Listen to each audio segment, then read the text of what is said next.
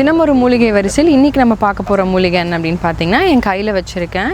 இது கீழாநெல்லி. இது நாட்டு கீழாநெல்லி. இது நம்ம நிறைய பேருக்கு தெரியும். இது எதுக்கு பயன்படுத்துகிறோம் அப்படின்னா, இந்த மஞ்சக்காமலை நோய்க்கு பயன்படுத்துகிறோம் அப்படின்னு சொல்லி.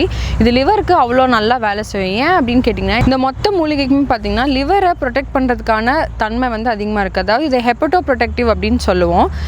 மஞ்சக்காமலை இருக்கிறவங்க மட்டும்தான் சாப்பிடணும் அப்படின்னு கிடையாது. ஃபேட்டி லிவர் இருக்கிறவங்களா இருக்கட்டும், இப்போ எல்லாமே ஃபேட்டி லிவர் 10ல் 9 பேருக்கு ஃபேட்டி லிவர் கண்டிஷன் இருக்குது. அதாவது லிவர் மேலே கொழுப்பு படிகிறது. ஸோ அவங்களுக்குமே இது வந்து ரொம்ப நல்ல மருந்தாக இருக்கும். இது பவுடர் ஃபார்ம்லேயும் நமக்கு கிடைக்கிது. நீங்கள் டெய்லி என்ன பண்ணலாம், இந்த இப்படி கீரையை கிடைக்கலனா கூட நீங்கள் வந்து பவுடர் ஃபார்மில் வாங்கி வச்சுட்டு டெய்லி வந்து மோரில் கொஞ்சமாக கலந்து சாப்பிடலாம். இல்லைனா வாரத்துக்கு 2 முறை நீங்கள் வந்து எடுத்துக்கலாம். இது ரெகுலர் பண்ணிக்கும் போது கண்டிப்பாகவே லிவர் வந்து ரொம்ப ஹெல்த்தியாக இருக்கும். இப்போது இது நான் கையில் வச்சுருக்கேன் பார்த்தீங்களா, இது வந்து காட்டு கீழாநெல்லி அப்படின்னு சொல்லி சொல்கிறாங்க. இதோட மருத்துவ பயனும் பார்த்திங்கன்னா கீழாநெல்லிக்கு ஈக்குவலாகவே தான் இருக்குது. பட் இதை விட இன்னும் கொஞ்சம் கூட நல்ல ஒரு மருத்துவ குணம் இருக்குது அப்படின்னு சொல்கிறாங்க.